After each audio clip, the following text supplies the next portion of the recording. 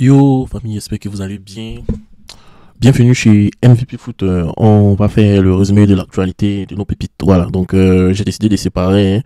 Voilà, pour ceux qui ont plus de 23 ans, on va faire leur actualité. Pour ceux qui ont moins de 23 ans, on va faire aussi leur actualité. Donc on va essayer de mieux connaître nos pépites et puis on va voir ce que l'avenir du football nous donne comme avenir. Voilà, donc on commence avec Bandama Junior qui réalise une excellente saison, hein. Voilà, avec l'équipe juvénile de Celta Vigo. Il a déjà inscrit son sixième but et on voit que son adaptation a été express et il maîtrise le système de formation de son club. Et aussi, on voit que c'est un milieu offensif talentueux. Donc il est très créatif, il se projette vite vers l'avant. Et bon, les gens vraiment aiment vraiment son travail, quoi. Voilà. Il y a son éthique de travail aussi, sa maturité, son implication défensive, ce qui renforce son profil là, de joueur polyvalent. Voilà, il faut noter qu'il a 18 ans et il pourrait progressivement intégrer l'équipe première de Celta Vigo et attirer l'attention d'autres clubs européens. En tout cas, il est en train de se faire parler de lui en fait, voilà, là-bas, et c'est une très bonne chose. Donc, Bantama est un joueur extrêmement prometteur avec un profil moderne, polyvalent, ce qui est vraiment impressionnant et ça ne se limite pas seulement à son rôle offensif, mais il participe aussi aux tâches défensives. Donc, félicitations à toi et continue comme cela.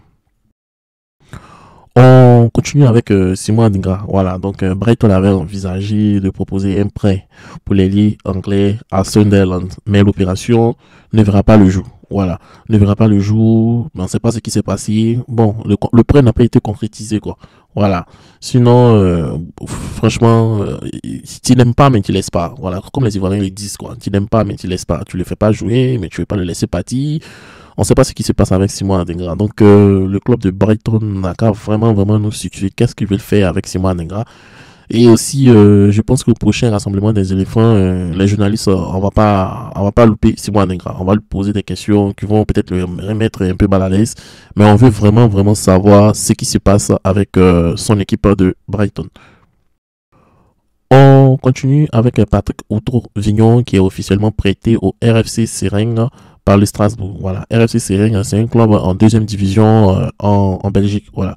Donc c'est une opportunité pour lui de se relancer, d'avoir beaucoup de temps de jeu et poursuivre vraiment sa progression. Donc c'est un nouveau défi qui pourrait lui permettre de retrouver son meilleur niveau et un éventuel retour en Ligue 1 française. On continue avec Bamou Miti qui a rejoint Montpellier. Le défenseur ivoirien a quitté l'Olympique de Marseille pour s'engager avec Montpellier. Donc il va retrouver Jean-Louis Gassi, Tonton Gassi, son ancien entraîneur de Marseille, et Tonton Gassi, l'ancien entraîneur de Côte d'Ivoire. Voilà, donc c'est une très bonne nouvelle pour lui de retrouver mon oncle Gassi. Et c'est un prêt avec option d'achat. Donc c'est une belle opportunité pour lui de s'imposer en Ligue 1 et de trouver son talent sous les couleurs de Montpellier. Bon, c'est un nouveau défi hein, pour lui et j'espère qu'il va briller là-bas et bonne chance à lui. On continue On continue avec le jeune ailier Cyriac Irié qui a 19 ans, qui est sociétaire de Troyes en France, qui a décidé de représenter la sélection du Burkina Faso. Bien qu'il soit né en Côte d'Ivoire avec des parents ivoiriens, son agent a confirmé cette information expliquant que le joueur a été formé au Burkina Faso avant d'aller en France. Voilà. Est-ce que le fait qu'il soit formé au Burkina Faso avant d'aller en France lui donne la latitude de devenir un joueur burkinabé? Bon, mon cher. Il y a d'autres qui disent que c'est un choix qui est bénéfique. Pourquoi? Parce que sa carrière, il va pouvoir jouer. L'équipe de Côte d'Ivoire, il y a vraiment un embouteillage là-bas. Donc il va pouvoir jouer s'il joue avec l'équipe du Burkina. Mais après, on n'a pas gourmet en fait. Comment on dit? Faut pas gourmet va venir dedans. Quoi. Voilà, faut pas gourmet va venir. Si tu sais que tu veux jouer pour la Côte d'Ivoire, reste tranquille, reste patient. On ne se presse pas. Voilà, un jour ça va sortir. En tout cas, son choix, c'est vraiment compréhensible et sa stratégie stratégique. À 19 ans, il cherche à se faire une place en sélection nationale et puis le Burkina Faso lui offre une opportunité immédiate.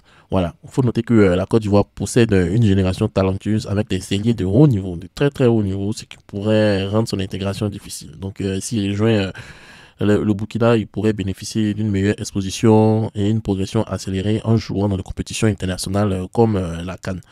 Cependant, bon, le niveau réel déterminera s'il pourra s'imposer durablement. Hein. Voilà, il ne faut pas il va être trop pressé, il n'a qu'à se calmer, il n'a que 19 ans, il ne faut pas il va brûler les étapes.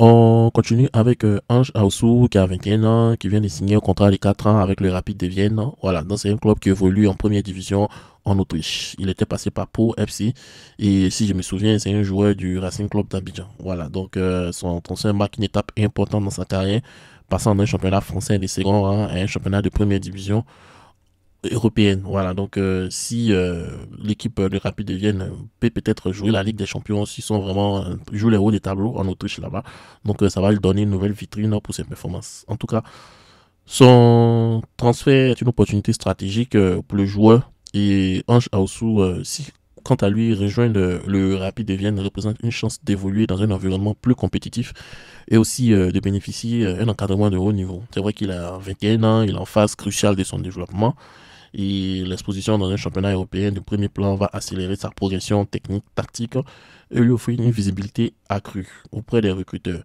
Du côté des Rapides de Vienne, l'acquisition d'un jeune talent euh, issu des championnats reconnus pour sa rigueur, comme la Ligue 2 ou le championnat français. Et aussi, il faut pas noter qu'il a joué Ligue 2, il est passé par le RCA aussi, il est très très grand, donc il faut que on parle de cela. Donc, ça va faire de telle sorte qu'il va être un grand joueur. Donc, ce genre de mouvement peut renforcer la compétitivité de l'équipe à long terme. Voilà. Félicitations à toi et on espère que tu vas t'imposer au Rapid de Vienne. Voilà. On continue avec Abaka Silla, défenseur ivoirien de 22 ans, qui en a vu son transfert vers Palms a été annulé. Palms, c'est un club italien pour des raisons administratives. Les documents n'ont pas été transmis à temps, malgré une offre se disant de 15 millions d'euros. Le joueur va rester donc à Strasbourg pour le moment. Bon, quand on regarde ça, on voit que ça montre parfaitement les détails administratifs qui peuvent compromettre les opérations de transfert. D'une part, malgré les 15 millions d'euros, ça montre que dans le football de haut niveau, la rigueur administrative est cruciale. Voilà, donc pour PAM, c'est une déception qui aurait pu se renforcer en défense avec un joueur de qualité, un international ivoirien. Bon, pour Strasbourg aussi, ça montre une opportunité de conserver le joueur aussi, mais ils ont aussi 15 millions d'euros. Je pense que ça peut faire l'effectif d'au moins 70% des joueurs. Le salaire, voilà, je dis l'effectif, le salaire de 70% des joueurs. Donc, voilà ça, quoi. Voilà, donc, bon, prenez votre mal en patience. J'espère que Yabaka va travailler beaucoup plus les 6 mois qui arrivent pour qu'il puisse, on puisse rétater le coup de PAM. Voilà.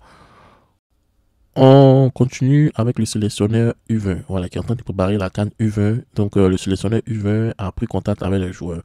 La sélection U20 a entamé ce lundi 3 février au jardin botanique de Benjerville sa préparation en vue de la CAN et dans la catégorie U20. Voilà, donc c'est sous la direction de son entraîneur Younes Zedouk.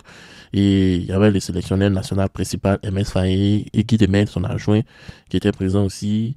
Et aussi, ils ont fait quelques exercices, ils sont bien entraînés, euh, ils ont connu l'entraîneur, ils vont voir un peu sa méthodologie, son éthique de travail et on va voir ce que ça va donner. De toutes les façons, on sent que le sélectionneur U20 veut vraiment travailler et ça, c'est une très très belle nouvelle. On espère que ça va payer. Et puis aussi, on espère que les joueurs U20, comme le Bazouma Touré, les Bantamans Junior et autres qui sont en Europe, puissent venir jouer pendant la CAN. Voilà. Donc, chers amis, merci beaucoup. J'espère que cette vidéo vous a plu. On se dit à tantôt pour un autre journal des pépites.